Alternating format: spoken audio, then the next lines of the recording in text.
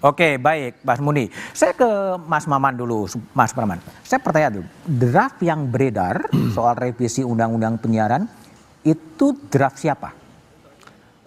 Saya perlu sampaikan dulu, Mas Budiman. Pertama di DPR itu kan boleh beberapa AKD, gabungan AKD. AKD itu kan bisa komisi, bisa badan legislasi, ataupun badan anggaran, khusus yang terkait dengan APBN, mereka yang membahas. Nah, terkait dengan usul inisiatif Undang-Undang Penyiaran, kami itu tidak membahas dalam posisi badan legislasi. Posisi Balek itu dalam posisi ini adalah melakukan pengharmonisasian, pembulatan dan pemantapan konsepsi.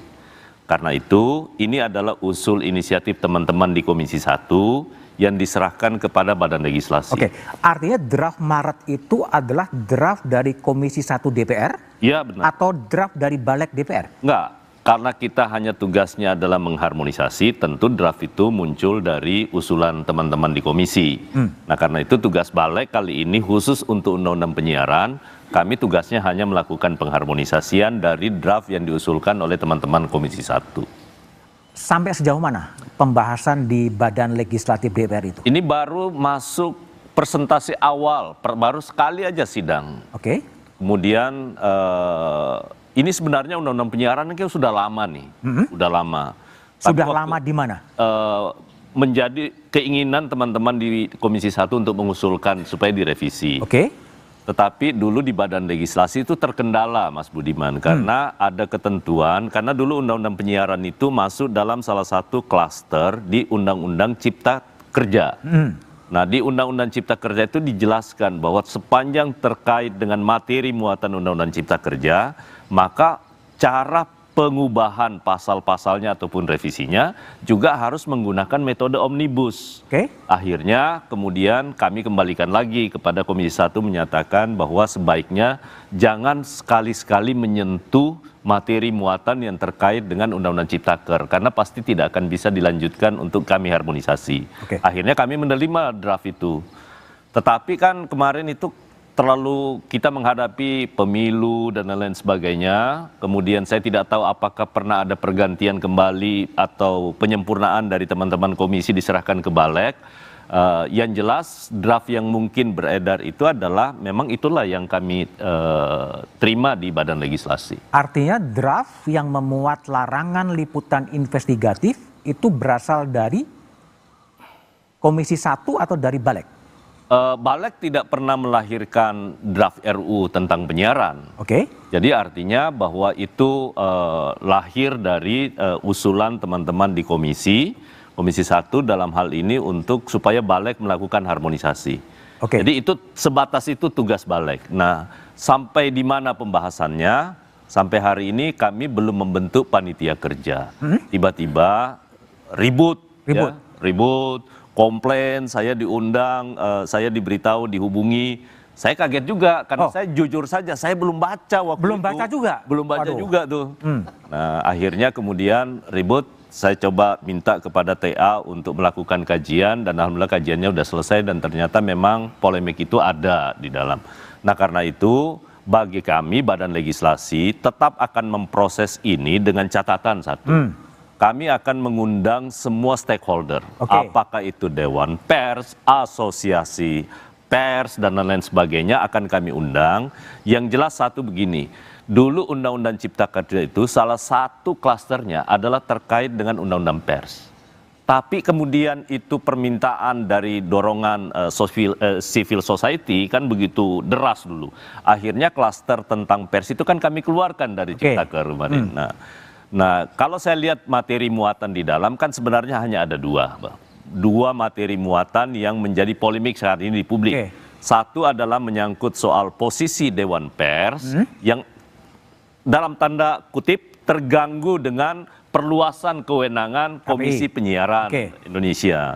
Nah, itu kira-kira yang pertama. Yang kedua adalah menyangkut soal jurnalistik investigatif tadi. Itu untuk dilarang. Tetapi yang perlu kita ingat bahwa parlemen sendiri berpendapat, jangan lupa bahwa pers itu adalah merupakan salah satu pilar demokrasi. Nah, demokrasi salah satunya adalah ya kita harus saling mengawasi, dan itu tugas dari teman-teman pers. Artinya Republik ini harus berterima kasih kepada teman-teman pers. Oke, baik. Saya ke Menkominfo, Mas Budi Aris Setiadi. Mas Budi, sudah baca draft yang tertulis itu di Balek ya, soal revisi undang-undang penyiaran yang khususnya menyangkut soal investigasi itu, Pak Mas Budi? Posisinya begini, Mas Budiman. Sampai saat ini pemerintah belum menerima secara resmi draft revisi undang-undang penyiaran yang diributkan saat ini. Jadi kalaupun kami dapat, kita juga belum ini benar atau tidak statusnya. Jadi secara resmi kita belum menerima. Komunikasi terakhir saya dengan Ibu Ketua Komisi 1 DPR RI, rancangan revisi undang-undang penyiaran saat ini di tahap draft dan belum masuk ke tahap diskusi antara DPR dan pemerintah. Nah, memang undang-undang penyiaran itu sendiri sudah 2002. Jadi masih sudah 22 tahun lamanya, sehingga beberapa klausul itu memang perlu disesuaikan dengan perkembangan zaman. Namun posisi pemerintah saat ini adalah bahwa kita harus memastikan bahwa pasal-pasal yang disesuaikan itu tidak mengekang kebebasan pers dan mewujudkan jurnalisme yang berkualitas. Jadi posisi kami adalah revisi undang-undang penyiaran harus mengakomodasi masukan dari semua stakeholder, dari berbagai elemen termasuk insan pers dalam pembahasannya, sehingga dapat menghindari adanya kontroversi yang muncul. Selain itu, proses penyusunan pasal-pasal dalam revisi undang-undang penyiaran itu harus berpegang teguh pada prinsip-prinsip kemerdekaan pers sebagai wujud tercapainya jurnalisme yang berkualitas. Itu posisi kami, Pak Mas Budiman. Tapi Mas Menteri sampai sekarang juga belum membaca ya substansi yang diributkan oleh kalangan pers itu ya? Enggak, kami sudah membaca semuanya. Tapi kan posisinya ini barang resmi atau enggak? Gitu loh. Barang resmi atau enggak? Jadi ya artinya kita belum menerima ini loh. Kita ini posisinya belum menerima secara resmi. Belum menerima secara resmi. Oke, jadi baik. Kita sebut ini barang resmi bukan. Kan lucu sekali. Kita mengkomentari yang sesuatu yang belum resmi kami terima. Gitu loh. Sebentar, kembali saya konfirmasi kepada Mas Maman. Ini barang yang beredar yang draft Maret itu resmi atau sebetulnya ya setengah resmi atau ilegal atau gimana? Jadi gini Mas Budiman, jadi perlu kita tahu ini kan baru awal ya, baru awal penyusunan draft RUU, belum menjadi draft resmi usulan DPR, belum. Tapi itu kan dibahas ya? Ya otomatis, siapa yang berarti resmi juga, tapi dia dalam pembahasan. Juga, cuman belum menjadi draft usulan resmi DPR. Karena setelah dari Balek baru kan diparipurnakan, setelah diparipurnakan baru dikirim ke pemerintah. Jadi saya bisa memahami apa yang disampaikan oleh Pak Menteri. Pasti draft resmi sebagai usul inisiatif setelah dari DPR paripurna ya? Pasti belum diterima. Karena di Balek aja belum selesai, gimana pemerintah mau menerima itu. Nah karena itu saya satu jaminkan saja bahwa sama kami dengan sikap pemerintah, khusus saya tidak mewakili yang lain-lain. Saya sudah mendapatkan penugasan dari fraksi Partai Gerindra bertekad bahwa semua pasal-pasal yang kontroversial yang terkait dengan menyangkut soal pengekangan pers itu sendiri, itu sebaiknya harus dihindari. Jadi jangan lagi merubah sesuatu yang kemudian akhirnya menimbulkan polemik dan membuat pers kita tidak merdeka. Tapi yang mungkin publik juga bertanya-tanya itu dari mana sih pasal melarang liputan investigasi eksklusif? Kalau itu saya tidak bisa komentari dari siapa ya, karena kan saya bicara hanya soal siapa yang mengusulkan. Yang mengusulkan itu adalah teman-teman dari Komisi 1 ya. Soal siapa yang menyuarakan tentu karena saya tidak terlibat dalam proses. Tapi bukan penyusupan kan? Itu.